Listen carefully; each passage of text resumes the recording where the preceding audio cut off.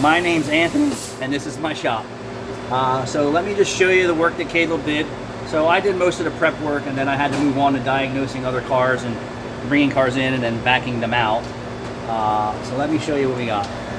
To Caleb for doing a nice job getting it.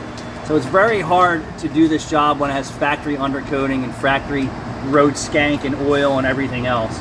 So once we got it cleaned all the way down, we took a torch and burned away all the contaminants, we'll call them, that are in our areas of welding. So this is fully welded in just like the OEM now. And then Caleb's gonna paint everything, and then we'll hit it with a little undercoating, and then we'll send this job on its way. That's the difference between us, Mavis, Firestone, who else? What other big box shops? You can say M. You're allowed to say M, it's okay. Well, you said Midas. Oh, yeah, you could say that. You could just say M, because M means M&M's, yeah, Mavis, Midas. The M. Yeah, the M's. Can mean the moon. Moon rocks. Oh, this yeah. one over here.